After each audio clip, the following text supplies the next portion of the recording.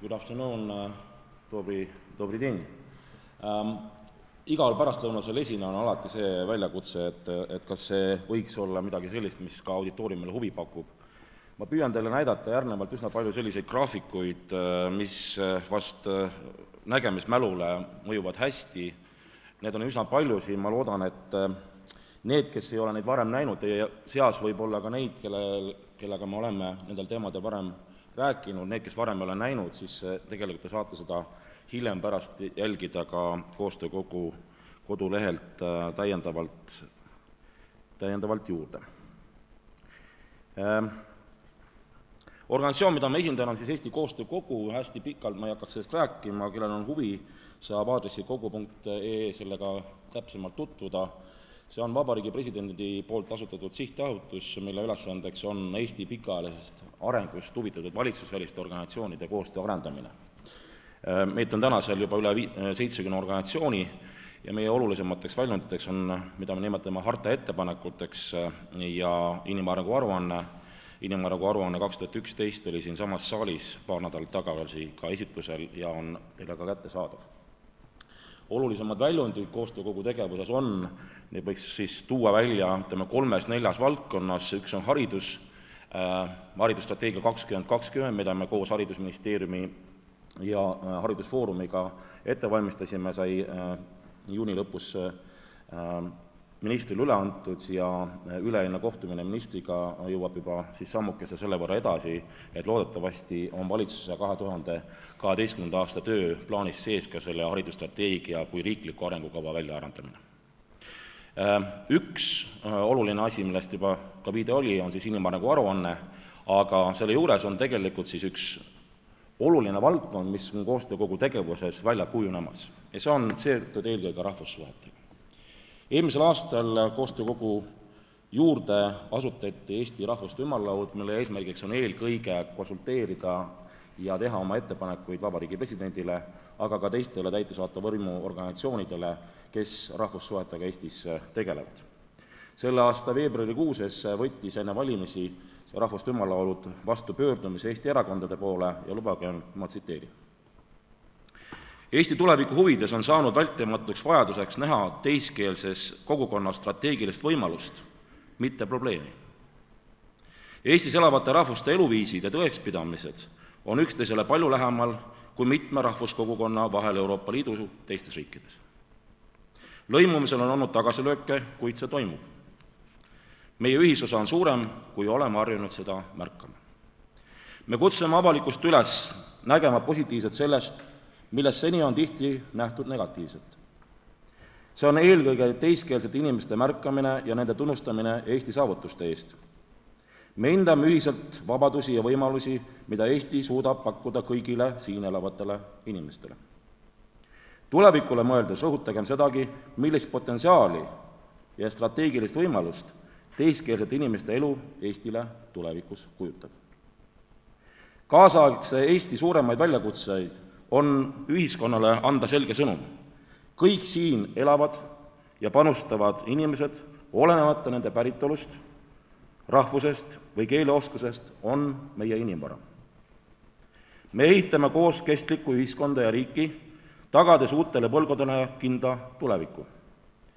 Kutsume Eesti poliitikuid ja avalikkust seda potentsiaali märkama ning ka avalikult välja ütlema. Tsitaadi lõpp.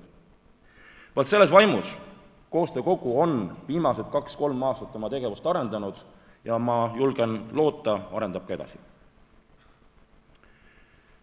See, millest me tegelikult ju täna räägime, lisaks nendele sotsiaalmudelitele, meie sotsiaalkaitsele, meie julgeolekupoliitikale, majanduspoliitikale on tegelikult väga oluline ka see, kuidas need inimesed, kes selles ühiskonnas elavad ja kelle jaoks me tegelikult seda riiki ju peame, just nimelt peame riiki, meie kui kodanikud, kui selle ühiskonna inimesed, ka kes ei ole võib-olla Eesti Vabariigi kodanikud, kuid ikkagi selle ühiskonna liikmed on üks osa meie inimvarast, millist riiki, millist ühiskonna mudelit me tegelikult endale ehitame. Ja ma järgnevalt püüaksin teie tähelepanu pöörata 2 põhiteemale. Kõigepealt meie inimvara tänane seis ja kasvupotentsiaal paraku tuleb öelda jutumärkides, ja teine on ühiskonna elukvaliteet. Inimvara on tegelikult Eesti jaoks, võiks öelda, strateegiline ressurss, see on võib-olla isegi mõnes mõttes kõige olulisem strateegiline teema, kui vaadata Eesti arengut pärast seda, kui Eesti on kõikide oluliste rahvusvaheliste julgeoleku- ja koostööorganisatsioonidega ühinenud, siis ilmselt ei ole Eestil täna strateegilisemat teemat kui meie inimvara ja inimvara kasvatamise vajadus. Täpsemalt saate vaadata ka, need on siin järgnevad väljavõtte nii inimvara raportist kui ka värskest Eesti inimarengu aruandest. Mõned olulisemad järeldused, mida siin võiks siis öelda, me teame, et Eestis aastast 2010 seisuga on circa 1,34 miljonit inimest. Leedu ja Läti said alles hiljuti oma šoki kätte selle näol, et leedukad pidid endale teadvustama, et neid elab ühiskonnas vähem kui 3 miljonit. Me kõik oleme teadnud, et Leedu on suurem kui 3 miljonit, tegelikult reaalselt rahvaloenduse tulemused näitasid väiksema numbrit ja lätlastel näitasid väiksema numbrit kui 2 miljonit. Meie rahvaloendus on alles ees, see on järgmise aasta esimeses kvartalis, näis, milline see number on olemas, see siin on Statistikaameti andmetel aasta 2010 seis ja mis prognoos selgelt näitab, on see, et Eesti tegelikult oma demograafilise arengu mõttes, kui vaadata meie sündimuskordajad, siis sellise konservatiivse hinnagu baasil on meid kindlasti vähemalt 100 000 võrra vähem. Võimalik, et meie numbrid järgmise aasta aprillis-mais peame oluliselt korrigeerima. Selle slaidi võib-olla selliseks oluliseks iseloomustuseks tuleks öelda, et tegelikult on Eesti kõige väiksem kõrgkultuuriga mittesaareline riik maailmas. Me teame saareriika ala, võidakse isegi mainida ju Maltat ja Islandit siin Euroopa suunal, aga just nimelt kontinentaalriik tegelikult Eesti oma territooriumi ja elanikkonna suhte mõttes omades tegelikult ajaloolist kõrgkultuuri, lugemiskultuuri, kõrgharidust, Eesti on kõige väiksem riik ja ühiskond selles mõttes maailmas. Olgu öeldud, et tegelikult täna on, võtame selle pilli kõige paremini ette, täna on tegelikult selgelt eristumas Euroopas, kui me jätame siit kõrvale Prantsusmaa, siis niinimetatud põhjadimensioon.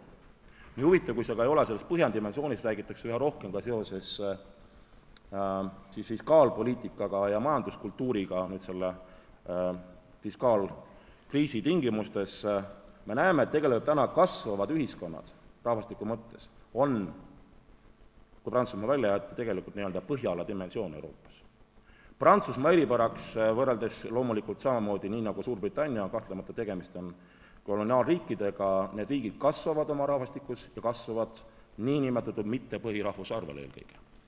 Saksamaa, mis on täna Euroopa suurim riik, ilmselt kuskil järgmise 40 aasta jooksul annas selle liidrikoha üle Suurbritanniale, Saksamaa elanikkond praegu vananeb ja on vähenemas.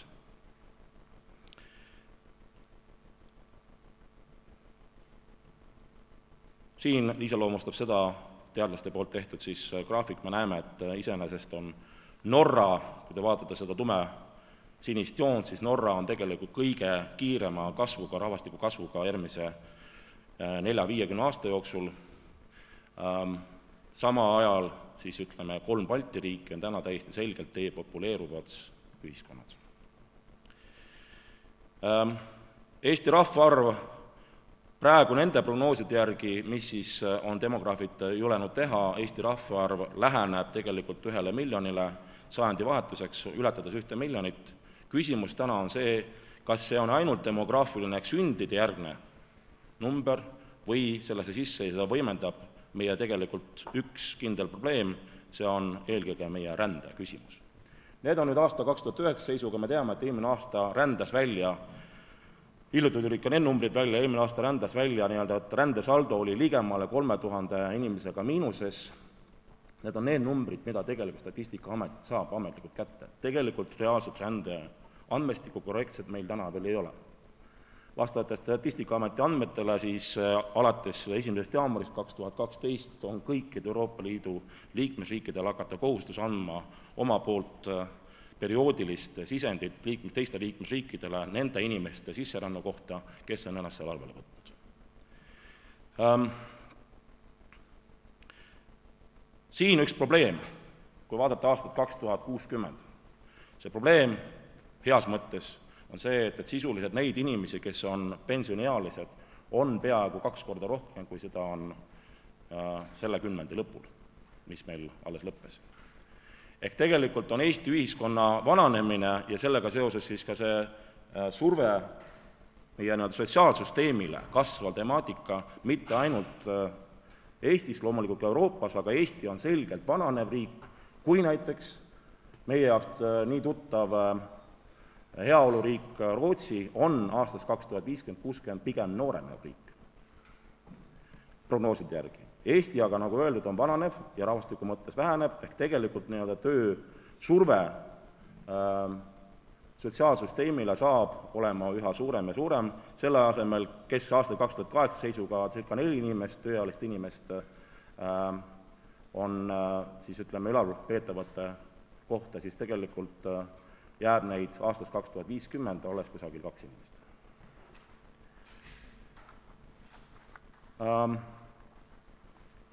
Asi, mida me tegelikult kõik teame ja oleme näinud, Eesti ja Läti on tänases Euroopa Liidus kõige suurema mitte kohalikust rahvusest pärit inimeste proportsiooniga ka kodakondsuse mõttes.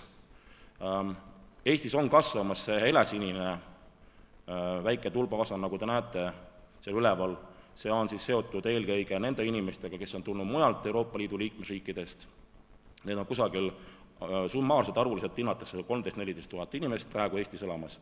Põhiosa tegelikult on ikkagi tõepoolest siis see tumesinine on need inimesed, kes ei ole Euroopa Liidu kodanikud, eelkõige me teame, et need on meie naabrid Venemaalt. Kui me aga vaatame täna seda, mis on toimunud 20. sajandi esimesel kümnendil immigratsiooniga Euroopas, siis need tulbad võiksid teile anda selle ettekujutuse. Me oleme ilmselt alates eelmisest aastast üha rohkem, selle võttis esimesena üles suurelt ju Angela Merkel, peaminister Cameron Suurbritannias, kes on hakanud rääkima tegelikult migratsiooni ohjeldamise piiramise vajadusest. Me näeme täna neid eelkõige sihtriike, kuhu on migratsioon tulnud kõige suurem, Eesti täna nende hulka ei kuulu, kuid küsimus ju ometi jääb, et aga mis siis juhtub tegelikult meie sotsiaalsüsteemiga ja meie ühiskonnaga tervikuna, kui meie elanikkond väheneb ja vananeb. See on teema, mida poliitilises mõttes ei ole väga tihti tahetud rääkida, saades aru selle sensitiivsust, eriti just selle graafiku mõttes, me näeme, kui suur proportsioon meil on täna tegelikult mitte Euroopa Liidu kodanikke. Samas on meie migratsiooni näitajad Euroopa jällegi ühed madalamad. Me tuuakse igasugused näiteid külmast talvest ja millest vist iganes, ma ei tea, palju see talv Rootsis või Soomes soojem on. Teine oluline, miks inimesed võiksid siin elada ja siia tulla ja mitte siit ära minna, on see, mida me nimetame elukvaliteediks. Sellest on hakatud üha rohkem rääkima, oli hea meel kuulda, et aprillikuuses oma valitsuse sissepanutamise kõnes vabariigi peaminister ütleb, et selle valitsuse kõige tähtsamaks ülesandeks on Eesti inimeste elukvaliteedi tõstmine. Kontsept hakkab tasapisi tulema ka meie poliitilisse kõnetusse, aga kui me hakkame vaatama samas siis neid näitajaid, siis loomulikult täna ei saa ennast veel vaadata arenenud riikidega väga lähedast seltskonnas, kuigi, nii nagu ütleb meie viimane Eesti inimarengu aruanne, siis Eesti on väga kõrge inimarenguga riikide hulgas, see on esimene kvintiil 169 riigist, Eesti kuulub siis tegelikult 34. kohale, meie õunanaabrid Lätis, Leedus on kohe-kohe seal lähedal, 40. koht oliks siis enam-vähem siis see lõige, kus on siis kõrgelt arenenud riigid ja väga kõrge inimarenguga riigid. Eesti sinna tõepoolest täna kuulub, aga me näeme, et oma mitmete näitajate mõttes me jääme väga kaugele maha meie referentsriikidest ehk eelkõige Läänemere riikidest. Need on need riigid, kuhu me tegelikult kõige rohkem kaotame oma inimvara. Ehk kuhu lähevad ära eelkõige meie noored ja lausa pered.